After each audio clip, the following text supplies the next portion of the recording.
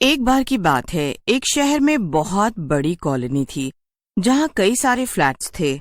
उन्हीं में से एक फ्लैट में मोना नाम की एक लड़की नई नई शिफ्ट हुई थी। मोना की इस शहर में नौकरी लगी थी और वो शहर में बिल्कुल अकेली थी। मोना ऑटो वाले भैया से कहती है, भैया जल्दी जल्दी से सारा सामान रखवा दीजिए और जरा संभल कर, मेरा सामान टूटना नहीं चाहिए, इसमें काफी कीमती सामान भी है। तभी वहाँ पर मोना के बगल वाले फ्लैट में रहने वाली मीनल आ जाती है। हेलो जी, लगता है कि आप यहाँ नई नई आई हो। हाँ, आपने सही कहा, मैं बस आज ही शिफ्ट हुई हूँ। मेरा नाम मोना है और आपका? मेरा नाम मीनल है। तभी मोना का सामान रख रहे आदमी से एक डब्बा गिर जाता है। अरे अरे भैया, मैंने आपसे कहा ना कि जरा ध्यान से सामान रखिए, कहीं कुछ टूट ना जाए। ओहो, लगता है कि तुम्हारा काफी खास सामान है इन डब्बों में। हाँ, दरअसल मुझे गाने का बड़ा शौक है और इसमें मेरा माइक और स्पीकर है।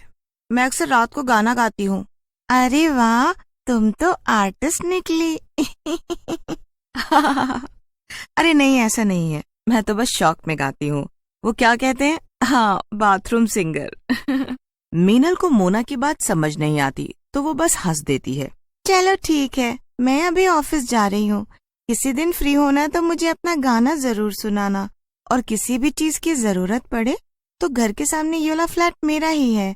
हाँ हाँ जरूर, धन्यवाद आपका। इतना कहकर मीनल चली जाती है और मोना भी अपने कामों में लग जाती है। 2-3 दिन बीत जाते हैं और एक दिन मीनल को देर रात को कुछ आवाज सुनाई देती है। अरे ये क्या, ये कैसी आवाज है, और वो भी इतनी रात को? मीनल अपने फ्लैट से बाहर निकलकर देखती है तो उसे पता चलता है कि आवाज मोना के फ्लैट से आ रही थी। मोना जोर जोर से गाना गा रही थी। अरे बाप रे बाप, ये मोना तो कितनी बेसुरी है, कितना बुरा गाना गा रही है, और वो भी इतनी जोर जोर से। अरे अरे, कोई रोको इस बेसुरी को। अगले दिन सुबह मीनल बहुत गुस्से में थी। ओफो, रात भर मुझे नींद नहीं आई, कितना तेज गाना गा रही थी ये मोना। लोगों को कैसी कैसी गलतफहमी होती है, पता नहीं इससे किसने कहा कि इसे गाना आता है। कल की जैसी रात तो कभी किसी दुश्मन की भी ना हो। मीनल गुस्से में अपने फ्लैट से बाहर निकली कि तभी मोना सामने ही खड़ी थी। अरे मीनल, कैसी हो तुम? लगता है कि रात को ठीक से सोई नहीं हो, तभी तुम्हारी आंखों के नीचे ये डार्क सर्कल्स हो गए हैं। मोना की बात सुनकर मीनल को बहुत तेज गुस्सा आ जाता है। हाँ, बिल्कुल नहीं सो पाई मैं कल रात को, क्योंकि एक बेसुरी लड़की रात भर गाना गा रही थी। इतना कहकर मीनल बड़बड़ाती हुई अपने ऑफिस चली जाती है। अरे, ये मीनल क्या कह रही थी? कहीं ये मेरी बात तो नहीं कह रही थी? अरे नहीं नहीं, भला मैं कहाँ बेसुरी हूँ। खैर छोड़ो, शाम को आएगी तब पूछ लूंगी कि किसकी बात कर रही थी। ऐसे ही कई दिन बीत जाते हैं और मोना हर रात अपनी बेसुरी आवाज में गाना गाया करती थी। मीनल उससे बहुत परेशान हो गई थी। एक दिन मीनल के घर पे पार्टी थी। उसके ऑफिस के सभी दोस्त आए हुए थे। पार्टी चल ही रही थी कि तभी मोना के गाने की आवाज जोर जोर से फिर से आने लगती है। अरे मीनल, ये क्या, ये गाने की इतनी बेसुरी आवाज कहाँ से आ रही है? ओहो, कहीं ये तेरे वही पड़ोसन तो नहीं जिसके बारे में तू बता रही थी? हाँ रिंकी, ये वही है। अरे मैं तो बहुत तंग आ चुकी हूँ। देखो, हमने इतनी तेज म्यूजिक बजा रखी है लेकिन फिर भी उसके गाने की आवाज हमें सुनाई दे रही है। अरे ना जाने कितनी रातों से तो मैं ठीक से सो नहीं पाई हूँ। मेरे पास एक तरकीब है मिनल, चल आज इस बेसुरी मोना को सबक सिखाते हैं। आज के बाद ये गाना हमेशा के लिए भूल जाएंगी। मीनल को रिंकी की बात कुछ समझ नहीं आती है। क्या मतलब रिंकी? रुक, अभी समझाती हूँ। रिंकी जल्दी से किचन में जाती है और वहाँ से एक प्लेट में कुछ मिर्चियाँ ले आती है। ये क्या रिंकी, मिर्चियाँ? इसका हम क्या करेंगे? अरे तुम मेरे साथ चल तो सही और देखती जा कि आगे क्या क्या होता है। रिंकी मोना के फ्लैट के बाहर गई। उसने देखा कि दरवाजा हल्का सा खुला हुआ था। रिंकी ने मिर्ची जलाकर प्लेट मोना के दरवाजे के अंदर खिसका दी और उसके बाद दरवाजा बंद कर दिया।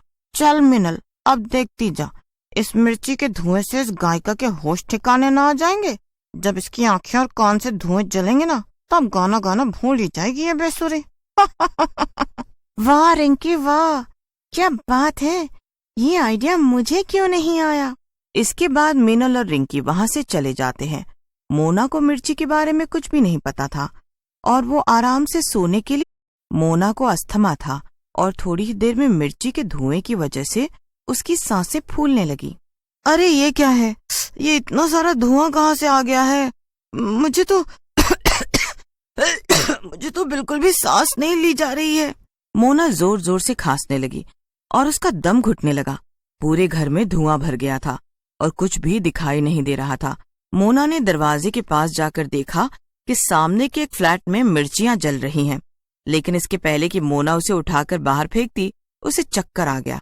मोना जमीन पे ही गिर गई और दम घुटने के कारण उसकी मौत हो गई। मोना अब एक चुड़ैल में बदल गई थी। ये सब क्या हो गया? अरे मैं तो चुड़ैल बन गई। ये सब इस मिर्ची की वजह से हुआ है। ये यहाँ पर किसने रखा? जिसने भी ये सब किया है मैं उसे नहीं छोड़ूंगी। मोना चुड़ैल अपने कातिल को ढूंढते ढूंढते अपने फ्लैट से बाहर निकल आती है और तभी उसकी नजर मीनल के फ्लैट पर पड़ती है। तभी मीनल के फ्लैट का दरवाजा खुला। पार्टी खत्म होने के बाद मीनल के सभी दोस्त वापस अपने घर जा रहे थे। सबसे आखिर में रिंकी मीनल के साथ निकलती है। देखा मीनल, मैंने कहा था ना कि मेरी तरकीब काम आ जाएगी। अब कोई गाने की आवाज नहीं आ रही है। हाँ रिंकी, तू तो कमाल है। आज तेरी वजह से मैं चैन से सो पाऊंगी। तू ही मेरी सच्ची दोस्त है। वो तो मैं हूँ ही मीनल। चल अब मैं चलती हूँ, रात बहुत हो गई है। तू भी अब जाकर सुकून से सो जा। इतना कहकर रिंकी चली जाती है और मीनल भी अंदर जाकर सो जाती है। पर मीनल और रिंकी की सभी बातें पास में ही खड़ी मोना चुड़ैल सुन लेती है और उसे बहुत गुस्सा आता है। चुड़ैल जल्दी से वापस अपने फ्लैट में चली गई और उसने अपना माइक निकाला। चुड़ैल उसमें से जोर जोर से गाने लगी। ओ मेरे ढोल ना सुन, मेरे प्यार की धुन, मेरे ढोल ना सुन। उसके गाने की आवाज बहुत तेज थी और साथ ही साथ काफी डरावनी भी थी। गाने की आवाज सुनकर मीनल की नींद फिर से टूट जाती है और वो गुस्से में उठती है।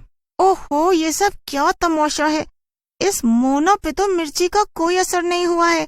ये तो अभी भी गला फाड़ फाड़ कर चिल्ला रही है। मीनल गुस्से में मोना के फ्लैट की तरफ जाती है और दरवाजा खटखटाने लगती है, पर तभी दरवाजा अपने आप खुल जाता है। मीनल देखती है कि पूरे कमरे में अभी भी मिर्ची का धुआं फैला हुआ है। अरे ये क्या? ये दरवाजा अपने आप कैसे खुल गया? और अंदर तो कितना धुआं है। मीनल हिम्मत करके आगे बढ़ी और मोना को आवाज लगाने लगी, लेकिन तभी उसके सामने मोना चुड़ैल आ गई। ये क्या? चुड़ैल? मोना, ये तुम्हें क्या हो गया है? तुम चुड़ैल कैसे बन गई?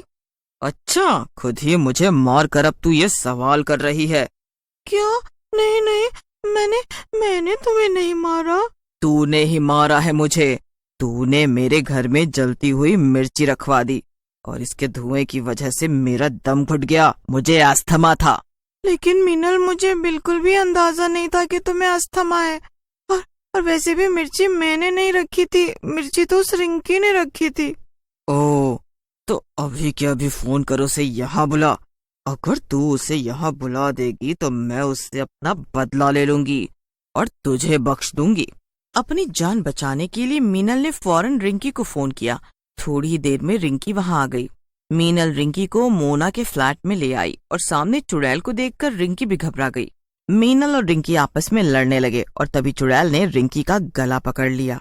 तो तूने मेरे कमरे में मिर्ची रखी और तेरी वजह से मेरा ये हाल हुआ है। तुझे तो मैं नहीं छोड़ूंगी। नहीं नहीं, मिर्ची भले ही मैंने रखी हो, लेकिन मुझसे इस मीनल ने कहा था कि वो तुमसे बहुत परेशान है और मैं इसकी मदद करूं। रिंकी की बात सुनकर चुड़ैल का गुस्सा और भी बढ़ जाता है। मीनल वहां से भागने की कोशिश करती है, लेकिन चुड़ैल उसे भी पकड़ लेती है। चुड़ैल ने मीनल और रिंकी का गला पकड़ रखा था। इतना कहकर चुड़ैल जोर जोर से गाना गाने लगती है। उसके गाने की आवाज सुनकर मीनल और रिंकी के कानों में बहुत तकलीफ होने लगती है और वो मदद के लिए चिल्लाती हैं। लेकिन चुड़ैल का गाना इतना तेज था कि किसी को भी उसकी आवाज सुनाई नहीं देती है। जैसे किसी को मेरी आवाज सुनाई नहीं दी थी, तुम्हारी चीखें भी नहीं सुनाई देंगी। इसके बाद चुड़ैल मीनल और रिंकी का गला दबाकर उन्हें मार देती है। अगले दिन ये खबर सारी कॉलोनी में फैल जाती है और हर रात को मोना चुड़ैल अपने पसंदीदा गाने गाया करती थी लेकिन दोबारा किसी ने भी उसे गाने में डिस्टर्ब नहीं किया।